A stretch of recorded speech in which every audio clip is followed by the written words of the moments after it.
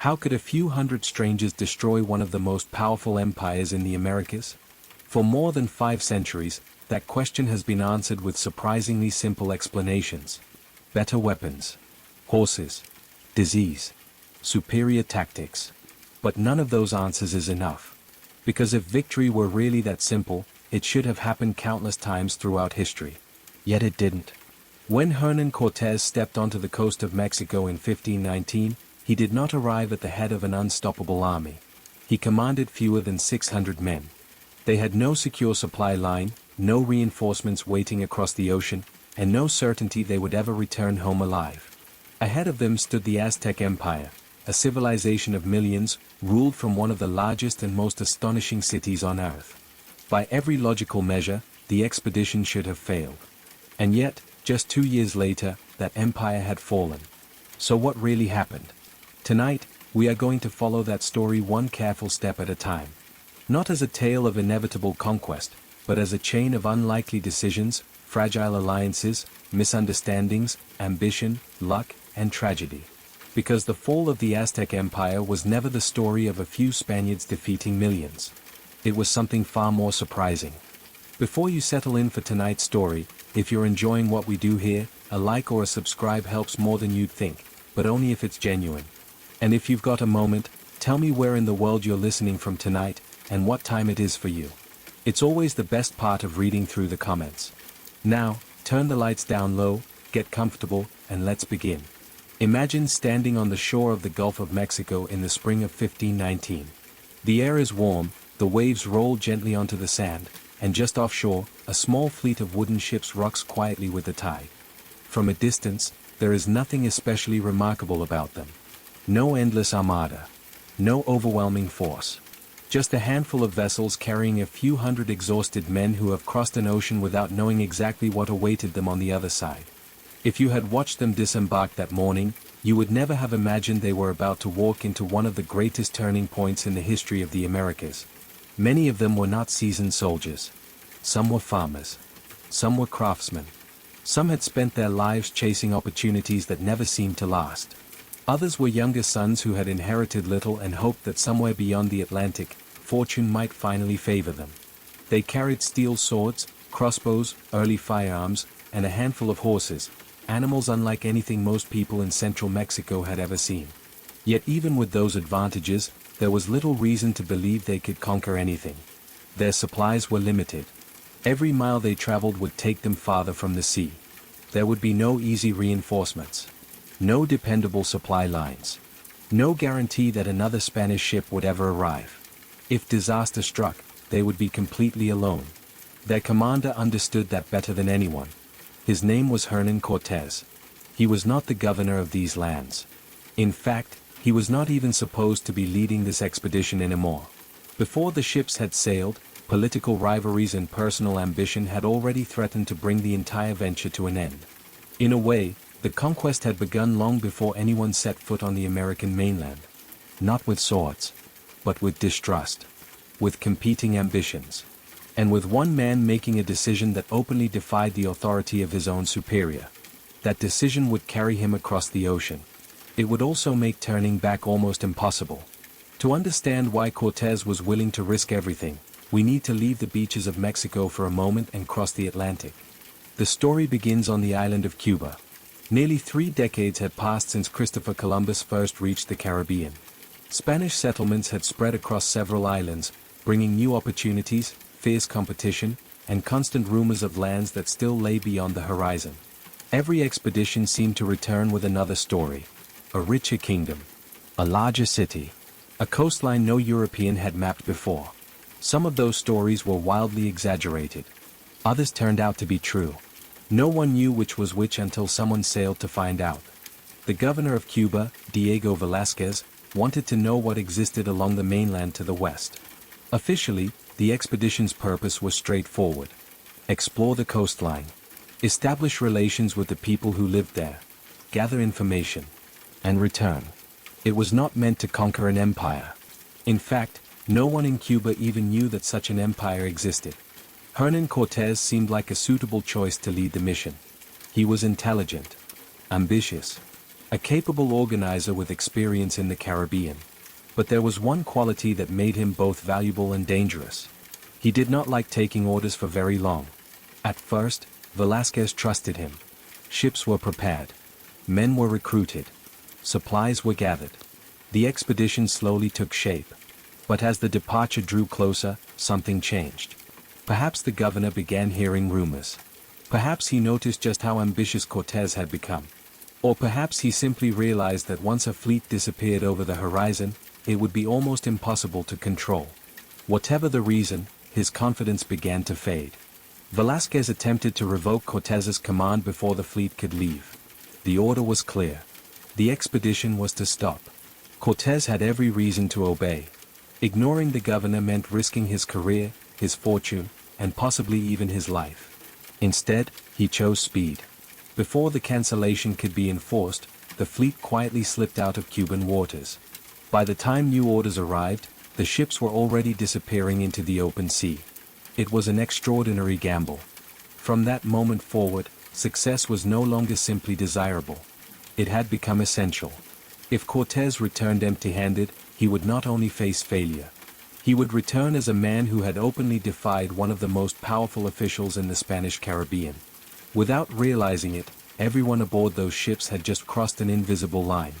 There was no comfortable way back. Only the uncertain road ahead. 4 weeks, the ships pushed steadily across the Atlantic. The voyage was neither comfortable nor predictable. Life at sea in the early 16th century demanded patience above all else. Fresh water had to be carefully rationed. Food spoiled quickly. Storms could appear without warning, turning an ordinary day into a desperate struggle for survival. Even in calm weather, there was little to do except wait. Wait for favorable winds. Wait for the horizon to change. Wait for land. Eventually, it did. The coast of the Yucatan Peninsula emerged from the sea, covered in dense forests unlike anything most of the expedition had ever seen. The Spaniards soon realized something important. These were not isolated villages. Stone buildings rose above the trees. Temples stood where they had expected little more than scattered settlements. Whoever lived here possessed knowledge, organization, and resources far beyond what many Europeans had imagined existed in these lands. It was the first hint that they had entered a world far more sophisticated than they had anticipated. The expedition continued along the coastline until it reached the region known today as Tabasco. There, the newcomers encountered fierce resistance. Unlike later diplomatic meetings, this first major confrontation was settled by force. The local communities refused to accept the strangers peacefully. Fighting broke out. Steel met obsidian. Crossbows answered volleys of arrows. And for the first time, horses charged across a battlefield in mainland Mesoamerica. The battle ended in a Spanish victory. But the outcome mattered for reasons that went far beyond the fighting itself. As part of the settlement that followed, the local rulers presented the Spaniards with food, supplies, and several enslaved women, following customs that were common in the region at the time. Among them was a young woman whose importance could not possibly have been recognized in that moment. History would remember her as Malintzin. The Spaniards would call her Dona Marina. Many people know her simply as La Malinche. Without drawing a sword, she would become one of the most influential figures in the entire conquest. Because language, more than weapons, was about to determine the future of the expedition. At first, communication remained painfully slow. One man in the expedition, Geronimo de Aguilar, had spent years living among the Maya after surviving a shipwreck. He spoke both Spanish and Maya. Malintzin spoke Maya and Nahuatl, the language of the powerful Mexican Empire. Together, they created an extraordinary bridge. Cortés spoke in Spanish. Aguilar translated into Maya. Malintzin then translated from Maya into Nahuatl. For the first time, meaningful conversations became possible between two worlds that had previously shared no common language. It was an imperfect chain. Sometimes slow. Sometimes uncertain. But it worked. And almost immediately, something remarkable began to happen. As Cortés asked questions, the answers painted a picture he had never expected. The people along the coast spoke of a vast empire in the interior. A ruler of immense authority. An extraordinary city built upon a lake. And countless towns that paid tribute to that distant capital. The expedition had not simply discovered another coastline. It had stumbled upon an entire political world. One that was far larger, and far more complicated, than anyone aboard those ships had imagined. The deeper Cortés looked into this unfamiliar world, the more one detail kept appearing. Not everyone was loyal to the empire at the center of it. Again and again, local leaders described the same system. The Mexica did not rule every town directly. Instead, they demanded tribute.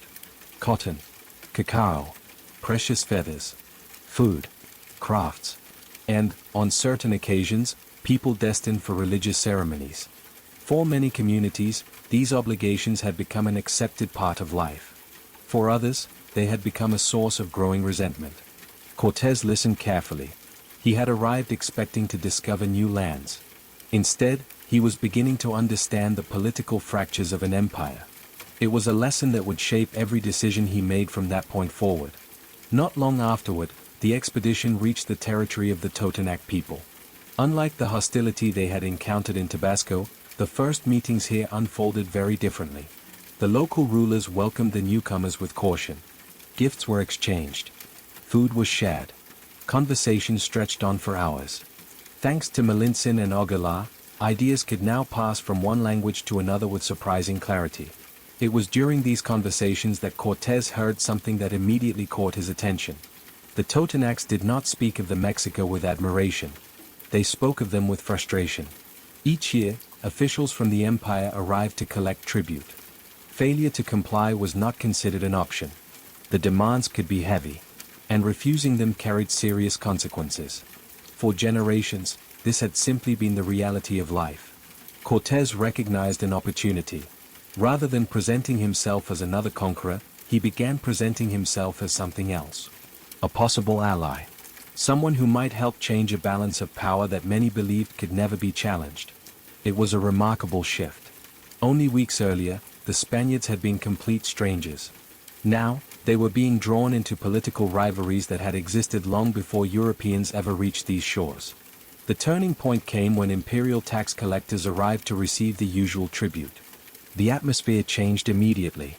The confidence of the local leaders faded. The authority of the Mexica officials seemed unquestioned. For a moment, Cortés simply watched. Then he intervened. Accounts differ on the precise sequence of events, but the result is clear. The tribute collectors were seized. For the first time, someone had openly challenged imperial authority in front of one of its own subject communities. The message spread quickly. The empire could be resisted. Whether that resistance would succeed was another question entirely. But an idea that had once seemed impossible had now become imaginable. It was the first alliance. Not the largest. Not the most famous. But perhaps the most important. Because it revealed a truth that would define the rest of the campaign. Cortés would never conquer the Mexica Empire with Spanish soldiers alone. If he succeeded at all, it would be because thousands of people who already lived in Mesoamerica chose, for their own reasons, to fight beside him. The road inland was no longer simply a march toward an unknown capital. It had become something much more dangerous. A journey into the heart of an empire that was already beginning to crack from within. The first alliance gave Cortés something far more valuable than additional warriors. It gave him confidence. If one people was willing to challenge the Mexica, perhaps others were as well. There was only one way to find out. The expedition turned inland. With every passing mile, the humid coastline gave way to forests, rivers, and rising mountains. The air grew cooler. The roads became steeper. Villages appeared and disappeared behind dense vegetation. And somewhere beyond those distant peaks lay the city everyone kept describing. Tenochtitlan. But reaching it would require passing through the territory of a people unlike any they had encountered so far. The Tlaxcalans. Unlike the Totonacs, Tlaxcala had never been conquered by the Mexica Empire. For generations, it had remained fiercely independent. Not because the Mexica had ignored it. Quite the opposite. The two powers had fought each other repeatedly for decades. Yet despite countless campaigns, neither side had been able to achieve complete victory. The result was a bitter rivalry that had shaped an entire generation. When the Spaniards entered Tlaxcalan territory, they were not welcomed with gifts. They were met with war. The attacks came quickly. Large groups of warriors surrounded the advancing column, striking from different directions before disappearing into the landscape. Day after day, the fighting continued. For the Spaniards, these battles were unlike anything they had experienced before. The Tlaxcalans were disciplined, determined, and intimately familiar with the terrain. They adapted quickly to the unfamiliar sight of horses and steel weapons. Every victory came at a cost. Every mile had to be earned. For the first time since landing on the mainland, Cortés faced an enemy that seemed unwilling to negotiate. It would have been easy to retreat, or to continue fighting until one side was destroyed. Instead, Cortés chose a different path. As the battles continued, he also sent messages. Not threats. Offers. He proposed peace. He spoke of common enemies. He suggested that the strangers standing before them were not the greatest danger facing Tlaxcala. It was a remarkable gamble. Only days earlier, the two sides had been trying to kill one another. Now Cortés was asking them to imagine standing together. At first, the idea must have seemed almost absurd. But inside Tlaxcala, an equally difficult conversation was beginning. The leaders of the Republic faced a choice unlike any they had ever confronted. Should they continue fighting these foreigners until one side was destroyed? Or should they consider using them against the empire that had threatened their independence for generations? Neither option was without risk. Trusting the Spaniards could prove disastrous. But rejecting them might mean missing the only opportunity they would ever have to challenge Mexican power. After days of debate, they made their decision. The fighting stopped. The gates were opened. The Spaniards entered Tlaxcala not as prisoners, but as allies. It would become one of the most important political decisions of the entire conquest. Not because a few thousand additional warriors had joined the expedition, but because everything that followed would grow from this single alliance. Without Tlaxcala, the road to Tenochtitlan might have ended right there. For several weeks, the alliance grew stronger. The Spaniards rested. Wounds slowly healed. Weapons were repaired. But perhaps the most important work happened around quiet conversations rather than battlefields. Again and again, Cortés asked questions. How was the empire governed? Who collected tribute? Which cities were loyal? Which ones were not? The answers revealed a political landscape far more intricate than he had imagined. This was not a single kingdom held together by unquestioned loyalty. It was a network of alliances, obligations, rivalries, and old resentments. Some cities prospered under Mexican rule. Others obeyed because they believed they had no choice. The more Cortés listened, the more convinced he became that military strength alone would never bring down an empire like this. But politics just might. Eventually, it was time to continue the journey. The road now led toward the sacred city of Cholula. To the people of central Mexico, Cholula was far more than another settlement. Its temples attracted pilgrims from across the region. Its markets bustled with merchants. Its religious importance was recognized far beyond its own borders. Arriving there felt like stepping deeper into the heart of the world the Mexica had built. At first, the welcome seemed courteous. The city's leaders greeted the newcomers. Food was provided. Places to rest were prepared. Nothing immediately suggested danger. And yet, almost as soon as they arrived, rumors began to circulate. Some of Cortés's allies claimed that an ambush was being prepared. Others insisted that hidden warriors were waiting nearby. According to several Spanish accounts, Malintzin herself received warnings that the expedition was about to be trapped inside the city. Whether every detail unfolded exactly as those accounts describe remains one of the great historical debates surrounding the conquest. The surviving sources often contradict one another. Some portray a carefully planned conspiracy. Others suggest that fear, suspicion, and misunderstanding had begun to spiral beyond anyone's control. What happened next remains one of the most controversial moments in the entire campaign. Convinced that an attack was imminent, Cortés decided to strike first. The city's leaders were summoned to what appeared to be an ordinary meeting. Then the violence began. Spanish soldiers and their indigenous allies attacked with overwhelming force. Within hours, Cholula had been transformed. The exact number of people who died is impossible to know. Contemporary accounts vary dramatically. But there is little doubt that the massacre sent shockwaves throughout central Mexico. Its message was unmistakable. The newcomers were capable of extraordinary violence. Whether driven by necessity, fear, calculation, or all three at once, they had demonstrated that resisting them could carry devastating consequences. News traveled quickly. Long before Cortés reached Tenochtitlan, stories about him had already arrived. Some described fearless warriors riding enormous animals. Others spoke of thunderous weapons that filled the air with smoke. Others simply repeated what had happened at Cholula. With every retelling, the stories grew larger. The man marching toward the capital was becoming something more than a foreign commander. He was becoming a legend. Whether feared, misunderstood, or both. By the time the expedition resumed its march, every step carried greater weight than the last. The road no longer led toward an unnamed destination.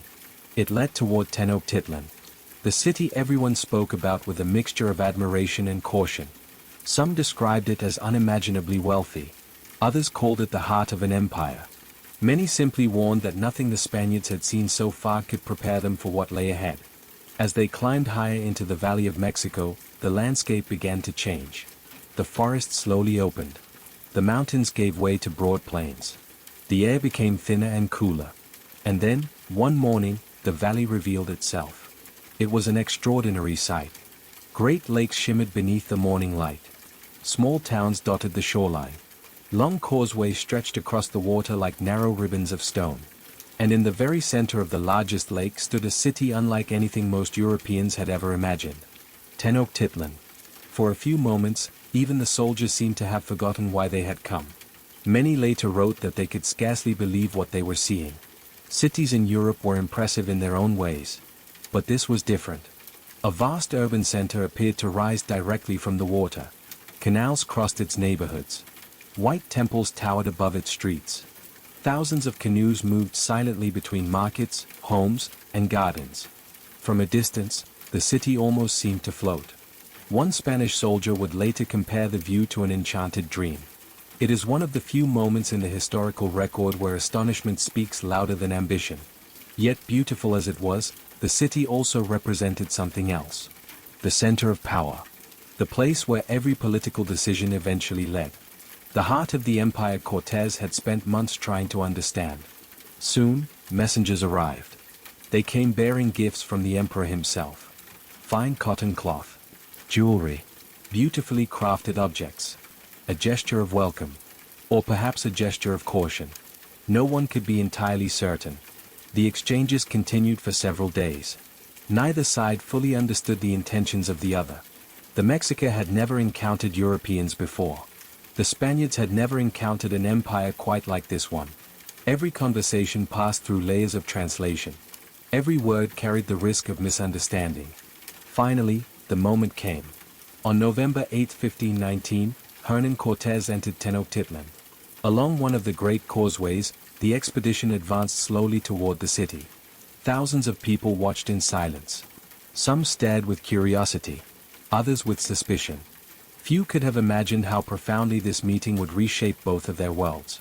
Waiting ahead was the emperor himself. Moctezuma II. One of the most powerful rulers in the Americas. The encounter has become one of history's most famous meetings. Yet despite countless books and centuries of debate, we still cannot know exactly what either man was thinking as they approached one another. Did Moctezuma see dangerous invaders? Potential allies? Unexpected guests? Did Cortés already believe he could control the emperor? Or was he simply relieved to have reached the city alive? History leaves many of those questions unanswered. But it does tell us one thing with certainty. When the two men finally stood face to face, neither of them could possibly have known that the fate of the Aztec Empire had already begun to change. The meeting unfolded with extraordinary ceremony. Moctezuma did not arrive alone. He was surrounded by nobles, attendants, and members of his court, each moving with the quiet precision expected in the presence of the emperor. According to several Spanish accounts, no one looked directly at him for very long. Such was the respect his position commanded. Cortés stepped forward. Gifts were exchanged. Words of welcome passed carefully through the chain of interpreters. Spanish became Maya. Maya became Nahuatl. Then the answers returned by the same careful path. It was diplomacy unfolding one sentence at a time. No one can know exactly what was lost, or altered, through so many layers of translation. Even today, historians continue to debate the meaning of many of the words spoken that day. But whatever was said, both sides agreed on one thing. The strangers would be welcomed into the city. As the Spaniards crossed the causeways and entered Tenochtitlan, they found themselves surrounded by a place unlike anything they had ever experienced. The streets were remarkably clean. Fresh water flowed through carefully designed aqueducts. Bridges connected different neighborhoods across an intricate network of canals. Everywhere they looked, there was order.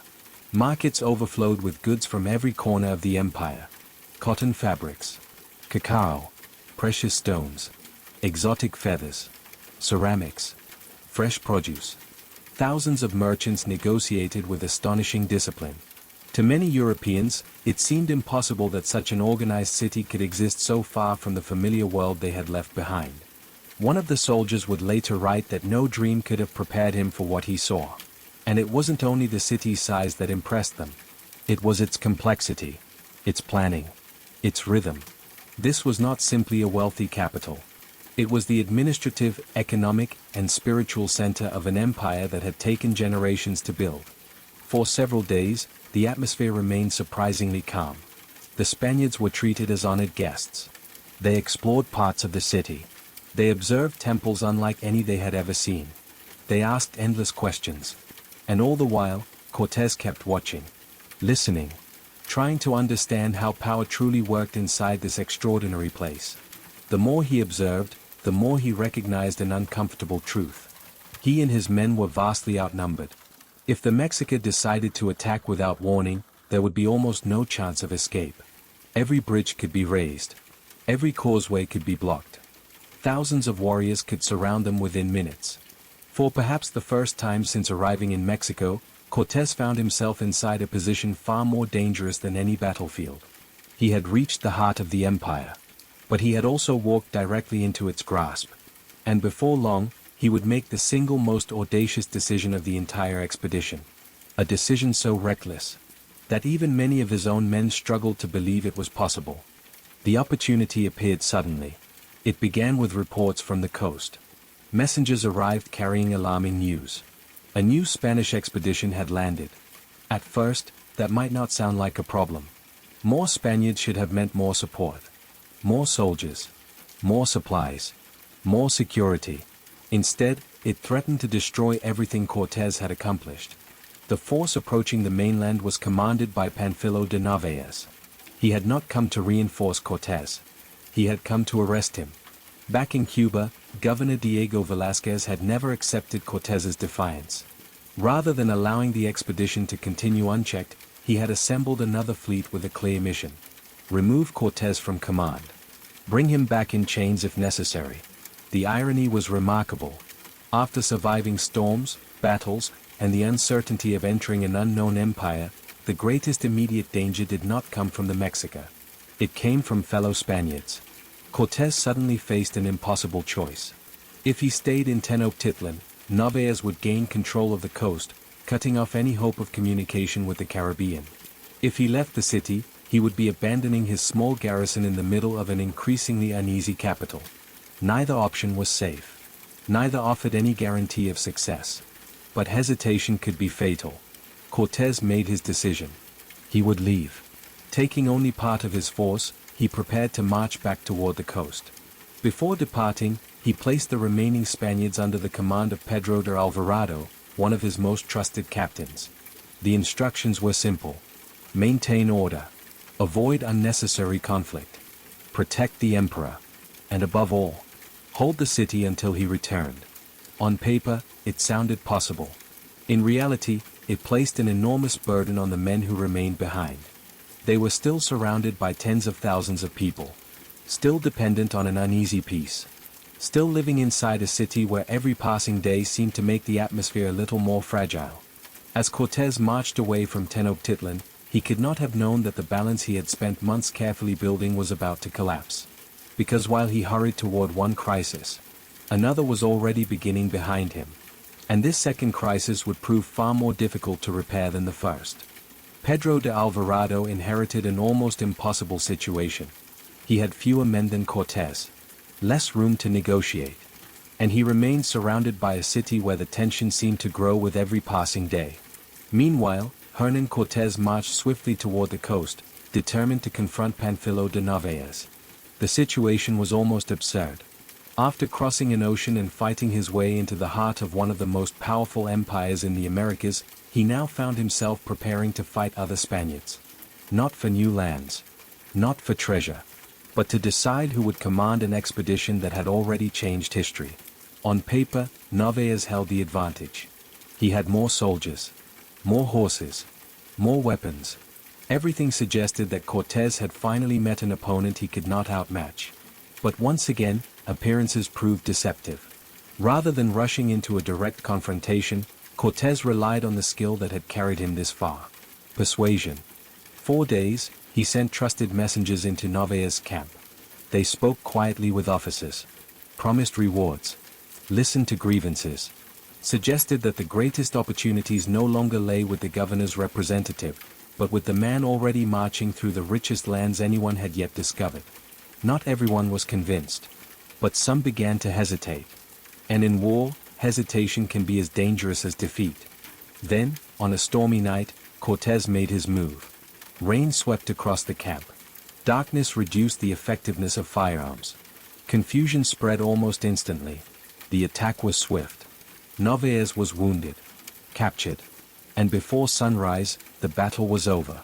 Yet the most remarkable part came afterward. Rather than punishing the defeated soldiers, Cortés offered them a choice. Join him. Or return to Cuba with little to show for the expedition. Many chose to stay. Some were drawn by the promise of wealth. Others admired the extraordinary success Cortés had achieved despite overwhelming odds. And some simply preferred following a leader who seemed to make the impossible look achievable. In the space of a few days, the expedition grew dramatically. What had arrived as a threat became a reinforcement. It was another astonishing reversal. Again, Cortés had transformed what seemed like certain disaster into unexpected advantage. But while all of this unfolded on the coast, events inside Tenochtitlan were moving in a very different direction. During Cortés's absence, the Mexica prepared for one of the most important religious ceremonies of the year. The Festival of Toxcatl. 4 days, nobles, priests, musicians, and warriors gathered inside the sacred precinct. It was a celebration deeply woven into the spiritual life of the empire. Pedro de Alvarado initially allowed the ceremony to continue. Then something changed. Some Spanish accounts claim he received warnings of an imminent uprising. Others suggest he interpreted the growing number of armed nobles as preparations for an attack. The truth remains uncertain. The surviving sources disagree. What is certain is the decision he made. As the ceremony reached its height, Alvarado ordered the entrances to be sealed. Then he gave the command to attack. The violence erupted without warning. Men who had come to dance, sing, and take part in sacred rituals suddenly found themselves trapped. Within moments, the temple courtyard descended into chaos. What happened that day would echo far beyond the walls of the ceremonial complex. Until then, the uneasy peace inside Tenochtitlan had somehow endured. After the massacre, it shattered completely. News of the massacre spread through Tenochtitlan with astonishing speed. Shock quickly gave way to anger. The city that had welcomed the Spaniards only weeks before now saw them very differently. No longer as unusual visitors. No longer as potential allies. But as men who had spilled blood inside one of the most sacred places in the empire. The reaction was immediate. Crowds gathered throughout the city. The streets filled with armed warriors. The fragile trust that had taken months to build vanished almost overnight. When Hernán Cortés finally returned from the coast, he immediately realized that everything had changed. The quiet confidence he had left behind was gone. The markets no longer buzzed with their usual rhythm. The atmosphere felt tense. Watchful. Every street seemed to carry the uneasy feeling that violence could erupt at any moment. The Spaniards had effectively become prisoners inside the very city they had hoped to control. For the first time since entering Tenochtitlan, Cortés understood that military strength alone would not solve the crisis. He needed something else. He needed Moctezuma. The emperor was still alive. And Cortés hoped that his authority might calm the growing unrest. If anyone could persuade the people to stand down, surely it would be the ruler they had obeyed for decades. Moctezuma agreed to address his people. He was led to a rooftop overlooking one of the great plazas. Below him stood thousands of men and women from Tenochtitlan. Many were grieving. Many were furious. Almost all demanded that the foreigners leave their city. For a brief moment, silence settled over the crowd. The emperor began to speak. What exactly he said has been lost to history. The surviving accounts differ in almost every detail. But they agree on one devastating fact. His words failed. Some voices shouted back in anger. Others accused him of weakness, of allowing strangers to dishonor the empire. Then stones began to fly. So did arrows. In the confusion, Moctezuma was seriously wounded. What happened next remains one of the great mysteries of the conquest. Spanish chroniclers wrote that the emperor died from the injuries inflicted by his own people. Several indigenous traditions tell a different story. They claim that the Spaniards themselves killed him once they realized he could no longer restore order. 5 centuries later, historians still cannot say with certainty which version is correct. But the consequence is beyond dispute. Moctezuma was gone. And with him disappeared the last realistic hope of ending the crisis through negotiation. The city erupted. War was no longer approaching. It had arrived. Causeways were blocked. Bridges were raised. Supplies stopped entering the city. The Spaniards and their allies found themselves surrounded on every side. Day after day, attacks came from rooftops, narrow streets, and hidden canals. Arrows darkened the sky. Stones launched from slings crashed against armor with frightening force. Every attempt to gather food or fresh water became another battle. For the first time since landing in Mexico, Hernán Cortés was forced to consider something he had refused to accept until now. He could not hold Tenochtitlan. Not anymore. There was only one chance left. Escape.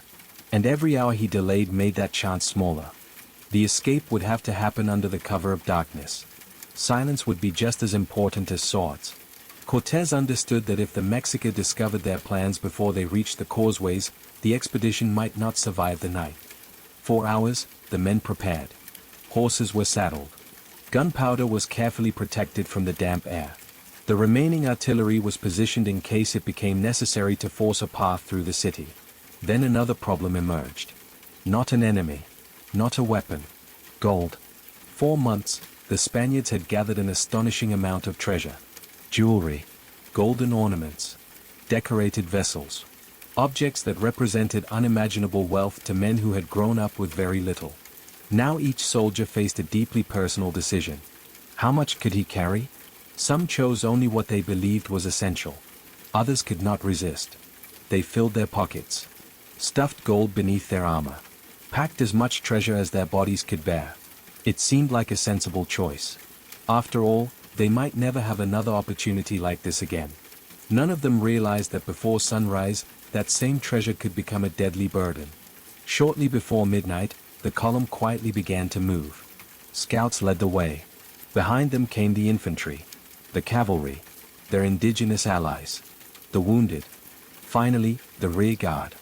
For a brief time, everything unfolded almost exactly as Cortés had hoped. The first stretches of the causeway were crossed in silence. The lake remained calm. Only the soft rhythm of footsteps and the gentle sound of water breaking against the stone could be heard. Then, everything changed. No one knows exactly how the alarm was raised. Perhaps a sentry spotted movement in the darkness.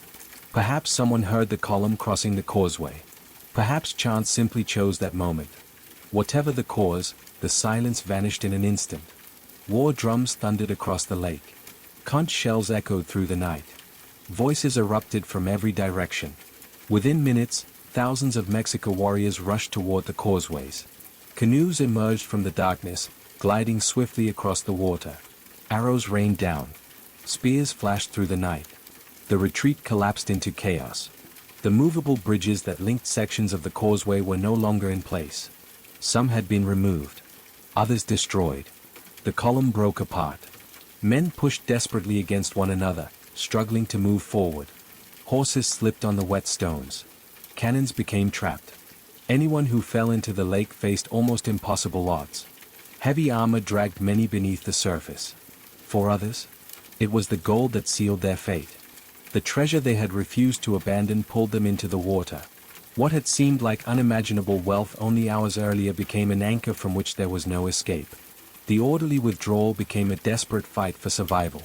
Some soldiers battled their way forward. Others tried to swim. Many simply disappeared beneath the dark waters, never to rise again. By dawn, The survivors finally staggered off the last stretch of the causeway. Behind them lay hundreds of dead. Horses, weapons, cannons, and much of the treasure they had risked everything to obtain. The expedition had suffered its greatest disaster. Later generations would remember that terrible night by a single name: La Noche Triste, the Night of Sorrows. According to tradition, Cortés paused beneath a great tree after escaping the city.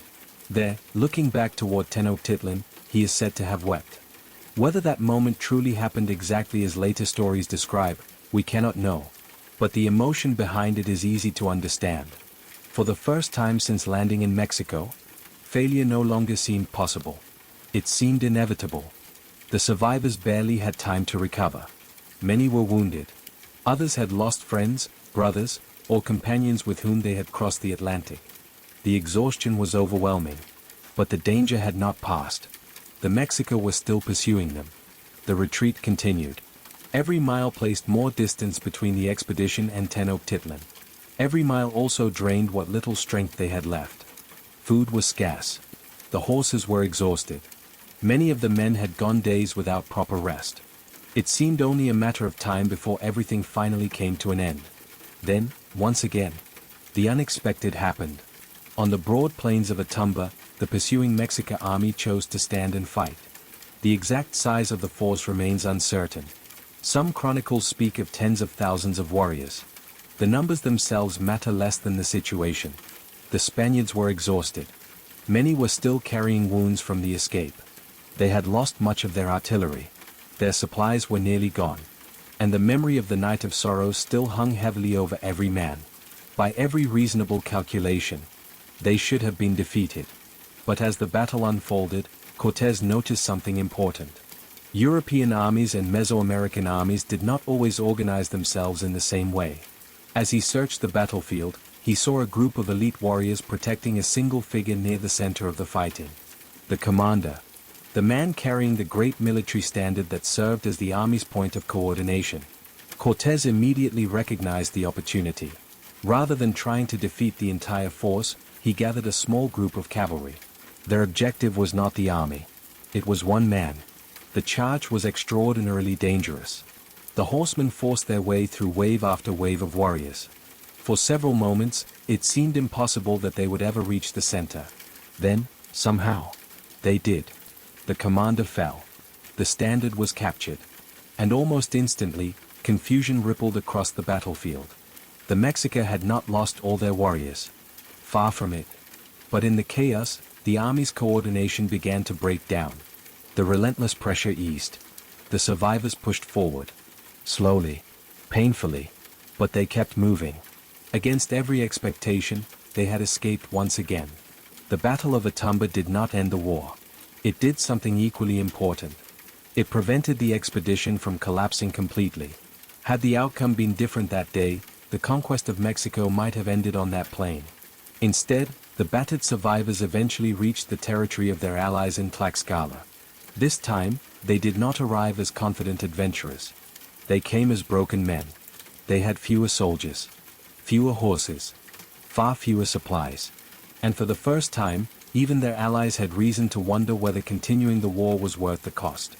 The leaders of Tlaxcala faced an extraordinarily difficult decision. They could abandon the alliance. They could hand the Spaniards over to the Mexica. Or they could continue fighting beside men who had just suffered a devastating defeat. No choice was without risk. Yet after long discussions, they reached a remarkable conclusion. They would stay. Not because they suddenly trusted the Spaniards completely, but because they understood something else. After everything that had happened, reconciliation with the Mexico was almost impossible. If Cortés failed now, Tlaxcala would almost certainly stand alone once again. For them, the alliance remained the least dangerous option. That decision would change everything. Because while the survivors rested, healed, and prepared for whatever came next, another enemy had already entered the story. An enemy that carried no sword, no shield, no army, and yet it would claim more lives than many of the battles themselves. Smallpox had arrived in the heart of Mesoamerica. The disease arrived without warning. It carried no banners. It marched with no army. There were no drums announcing its approach. No scouts to report its movements. It simply appeared. Most historians believe smallpox reached mainland Mexico with one of the men in Narvaez's expedition. For the Spaniards, it was a terrible disease. But it was a familiar one. Many had survived it during childhood and carried at least some degree of immunity. For the people of Mesoamerica, however, it was something entirely new. Their bodies had never encountered it before. There was no natural resistance. No inherited protection. No understanding of what was happening. At first, the illness seemed almost ordinary. A fever. Exhaustion. Aching muscles. Then came the painful blisters that spread across the skin. People became too weak to walk. Too weak to eat. Many died within days. Those who survived were often left permanently scarred. What made the disease truly devastating was not only its severity. It was its speed. It spared no one. Farmers. Merchants. Priests. Warriors. Nobles. It moved silently from house to house. From marketplace to marketplace. From one community to the next. While Cortés rebuilt his army in Tlaxcala, the Mexican Empire was facing a catastrophe unlike anything it had experienced before. Entire families fell ill together. Many who wished to care for the sick soon became patients themselves. In some places, there was scarcely enough healthy people left to bury the dead. Daily life began to unravel. Markets grew quieter.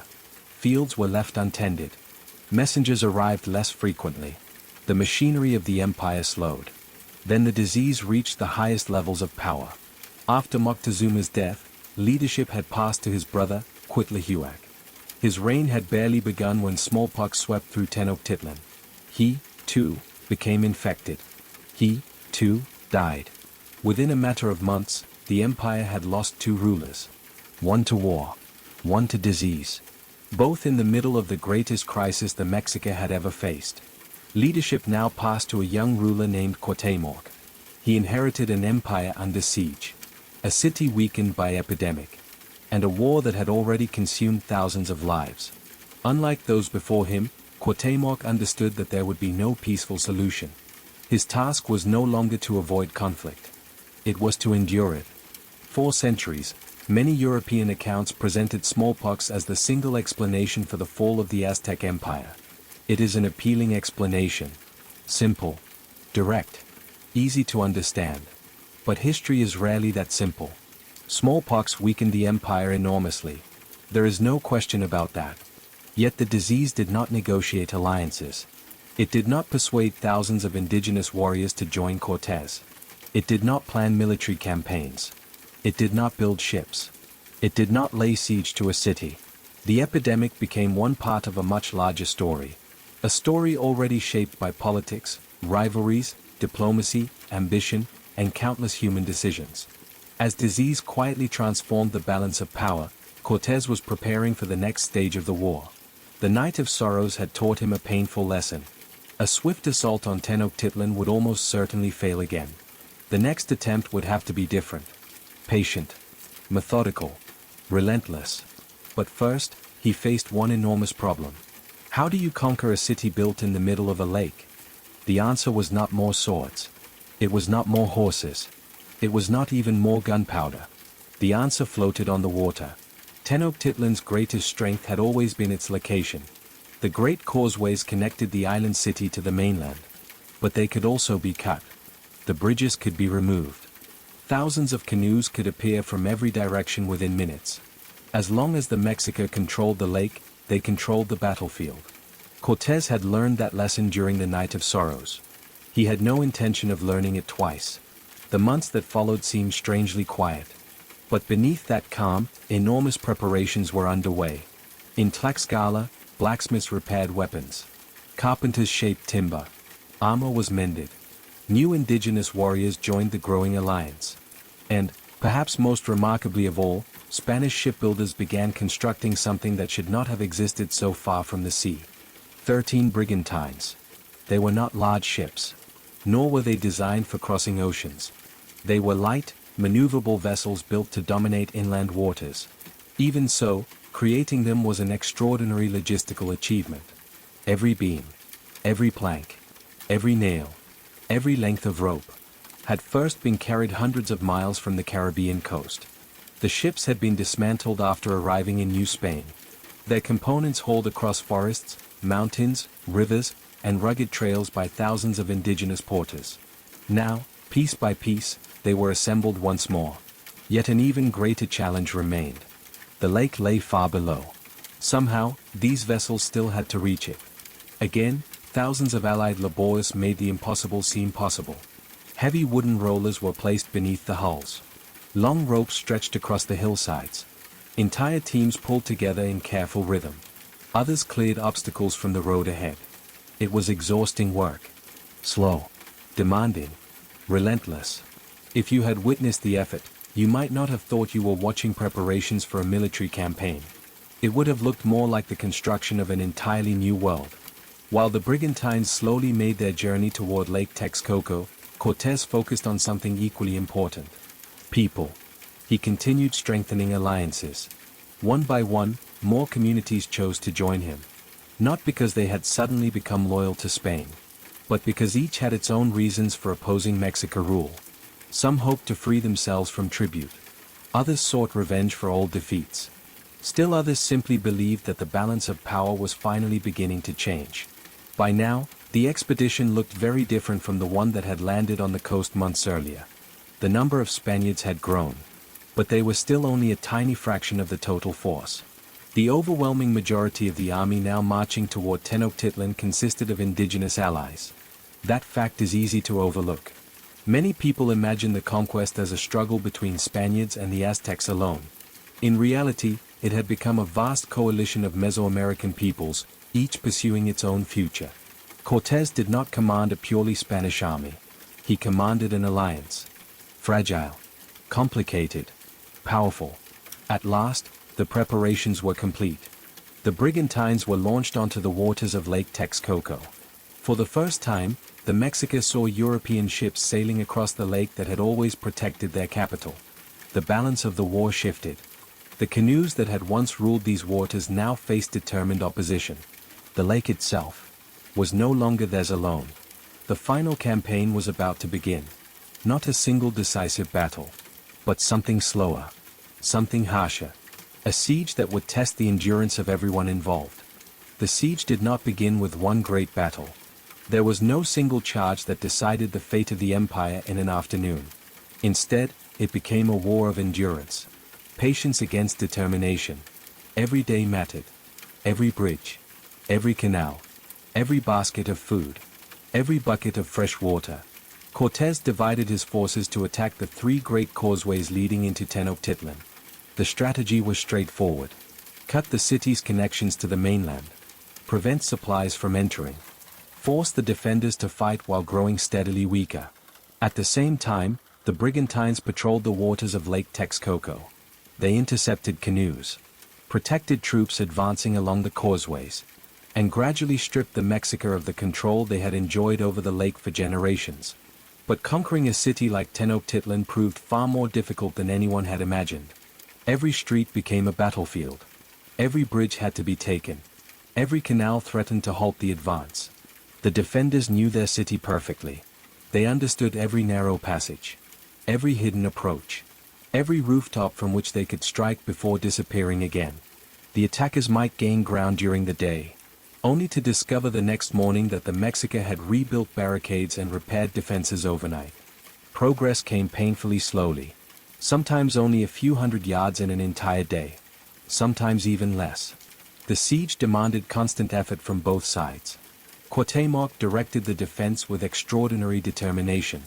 He understood that he was no longer fighting merely for political power. He was fighting for the survival of his people. Every available warrior was called upon. Canoes continued to launch surprise attacks from the canals. War parties struck the advancing columns whenever an opportunity appeared. The defenders refused to surrender street after street without a struggle. The Spaniards suffered heavily as well. Men were wounded every day.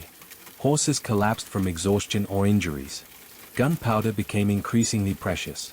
And many of the indigenous allies fighting beside Cortés paid an enormous price in lives. The conquest had never been easy. Now it became brutal. As the weeks passed, conditions inside Tenochtitlan steadily worsened. The blockade tightened. Food became scarce.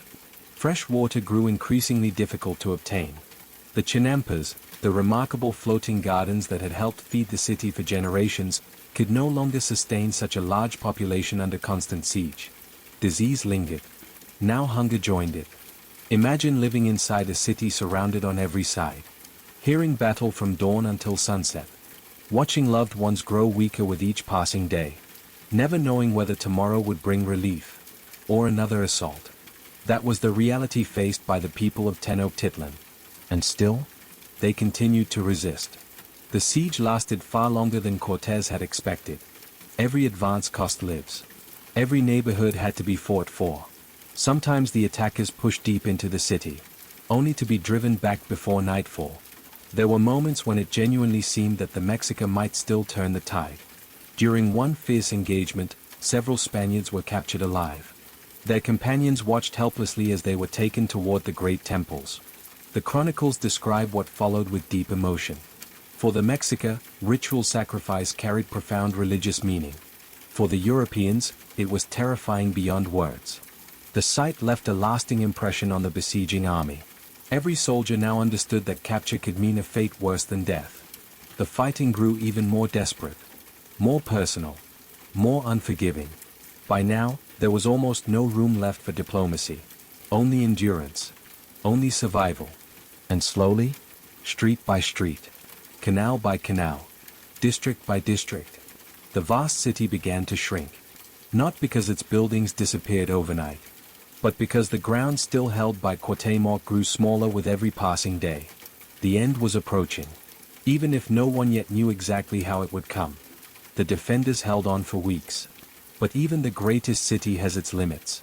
In the end, hunger began to accomplish what swords alone could not. Each passing day brought less food, less clean water, fewer places that could still be defended. The canals that had once carried traders and fishermen now filled with rubble as attackers tore down buildings to create paths through the city. Neighborhoods became isolated. Temples suffered damage. Familiar streets slowly disappeared beneath the relentless rhythm of war. Tenochtitlan was still fighting. But it could no longer fight with the strength it had shown at the beginning of the siege. Even so, Cuauhtémoc refused to surrender. He could have attempted to flee much earlier. He could have sought terms. He could have abandoned the city and tried to continue the resistance elsewhere. He chose none of those paths. Instead, he remained with his people as the circle around them tightened. That decision would shape how history remembered him. Cortés, meanwhile, understood that victory itself carried a terrible cost. The magnificent city that had filled him with wonder when he first arrived was disappearing before his eyes. Every battle damaged another district. Every advance left more destruction behind. The very prize he hoped to claim was being consumed by the struggle to take it. Finally, on August 13, 1521, the end came. Cuauhtémoc attempted to escape across the lake in a canoe with a small group of companions. He was not abandoning the fight out of fear. He was trying to continue it somewhere else. But the brigantines now controlled the waters. Before long, his canoe was intercepted. The last emperor of the Mexico was brought before Hernán Cortés. One man stood at the height of victory. The other carried the weight of an empire's defeat. According to the most famous account, Cuauhtémoc addressed Cortés with remarkable dignity. He is said to have asked only one thing: that his life be taken. He had defended his city to the very end. He no longer wished to live to witness its fall. Whether those exact words were spoken, we cannot know. Like so many moments in this story, the sources leave room for doubt. But the meaning behind them has echoed through the centuries. The resistance was over. The siege had ended. Yet the suffering did not. Thousands had already died during the fighting. Many more would perish from hunger, disease, and the lasting consequences of the war. The city that had once astonished the world lay in ruins. Over time, many of its temples and buildings would be dismantled. Upon their foundations, another city would slowly rise. What is now Mexico City, one of the great capitals of the Spanish Empire. To many Europeans, the outcome seemed almost impossible to explain. How could a few hundred Spaniards have brought down one of the greatest powers in the Americas? By now, you already know that the question itself is misleading. Was it superior weapons? Partly. Steel, horses, and firearms gave the Spaniards undeniable advantages. But those advantages alone were never enough to conquer an empire. Was it smallpox? Also partly. The epidemic devastated the Mexica at the worst possible moment. But disease alone does not build alliances. It does not plan campaigns. It does not win wars by itself. Was it Hernán Cortés? His leadership, determination, and extraordinary willingness to take risks were undoubtedly decisive.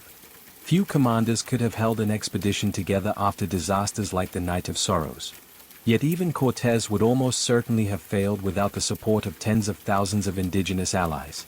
And perhaps that is where the true answer has been waiting all along. The conquest of Mexico was never simply the story of a few Spaniards defeating millions. It was also the story of many indigenous nations making choices of their own. Some fought to preserve an empire. Others fought to free themselves from it. The Spaniards did not create those rivalries. They entered a world where they already existed. And history was changed forever because of it. And yet, the story did not truly end on August 13, 1521. In many ways, it was only beginning. Capturing a capital was one thing. Governing a vast land inhabited by millions of people, speaking different languages and following different traditions, was something else entirely. The Spaniards soon discovered that military victory solved only part of the problem. A new administration had to be created. A new capital had to be built. Trade routes had to be organized. Institutions had to be established. And relationships had to be negotiated with the very indigenous allies who had helped win the war, people whose goals did not always align with those of the Spanish crown. The conquest had changed the balance of power. It had not erased competing interests. Over the years that followed, central Mexico entered a period of profound transformation. Some traditions disappeared. Others endured. Many blended together in ways that neither side could have imagined when they first met. Religious beliefs changed. Architecture changed. Political institutions changed. Languages borrowed words from one another. New customs slowly emerged. Yet memory proved far more difficult to reshape. 5 centuries later, Hernán Cortés remains one of the most debated figures in history. To some, he was a brilliant strategist who accomplished the impossible. To others, he was the architect of a conquest marked by violence, destruction, and immeasurable human suffering. Both perspectives contain part of the truth. Neither tells the whole story on its own. The same can be said of Moctezuma. For generations, he was often portrayed as a ruler who hesitated when decisive action was needed. Today, many historians see him differently. A leader confronted by an unprecedented situation. A man attempting to understand an enemy unlike any his world had ever known. Someone forced to make impossible decisions without the benefit of knowing how history would judge them. And then there is Cuauhtémoc, the last emperor, the symbol of resistance. His defeat never erased the courage with which he defended his city. Even now, centuries later, his name continues to represent resilience in the face of overwhelming odds. Perhaps that is because history rarely belongs only to the victors. It also belongs to those who fought on, even after hope had begun to fade. Looking back, it is tempting to search for a single explanation. One decisive battle. One remarkable commander. One devastating epidemic. One fatal mistake. But history almost never unfolds that way. Great transformations usually emerge when countless different forces converge at the same moment. The fall of the Aztec Empire was shaped by alliances. By political rivalries that stretched back generations. By extraordinary leadership. By misunderstanding. By disease. By geography. By courage. By ambition. By chance. And above all, by people. People making decisions with limited knowledge. People responding to immediate dangers. People who had no idea they were living through one of the most consequential moments in the history of the Americas. Perhaps that is the most remarkable lesson of all. None of them knew how the story would end. They were simply trying to survive another day. Solve the next problem. Win the next battle. Protect the people they cared about. Only with the passing of centuries did those ordinary decisions become history. And only with time did they become the story we still tell today. As you listen tonight, it is worth remembering that history often resists simple endings. The fall of Tenochtitlan did not erase the civilizations that had flourished across Mesoamerica for centuries. Their descendants are still here. Their languages are still spoken. Their traditions continue to shape everyday life throughout Mexico and beyond. The story survived, even when empires did not. Archaeologists continue to uncover new pieces of that past. Beneath the streets of modern Mexico City, the remains of ancient temples still emerge. Stone carvings, offerings, walls that once stood at the center of one of the greatest cities on earth. Each discovery reminds us how much has been lost, and how much still waits to be understood. The chronicles left behind by both Spaniards and indigenous writers do not always agree. They contradict one another. They leave gaps. They sometimes transform memory into legend. For historians, that uncertainty is not a weakness. It is part of the work itself. Every generation returns to these events with new questions, new evidence, and new ways of understanding the people who lived through them. Perhaps that is why this story continues to fascinate us after more than 500 years. Not because it offers easy answers, but because it refuses to. It asks us to consider how fragile even the greatest civilizations can be, how quickly certainty can disappear, how decisions made under pressure can echo across centuries, and how history is rarely shaped by a single hero or a single villain. Instead, it is woven from thousands of human lives. Lives filled with hope, fear, loyalty, ambition, love for family, devotion to tradition, and the quiet determination to endure whatever tomorrow might bring. As night settles in around you, imagine the waters of Lake Texcoco once more, not as they appear today, but as they once did, reflecting the lights of Tenochtitlan, canoes gliding silently through its canals, markets filled with voices from every corner of the valley, temples rising above the city skyline, a world alive with possibilities, a world whose people could never have imagined how profoundly everything was about to change. And perhaps that is the final reminder history offers us. Every generation believes its world is permanent. Every generation assumes tomorrow will look much like today. Yet change often arrives quietly. One unexpected meeting, one difficult decision, one alliance, one illness, one journey across an ocean. And suddenly, the course of history bends in a direction no one could have predicted. Thank you for spending this quiet journey through history with me tonight. Wherever you are in the world, I hope these stories have carried you gently into another time, another place, and perhaps a little closer to the people whose lives shaped the world we know today. Sleep well. And until our next journey, good night.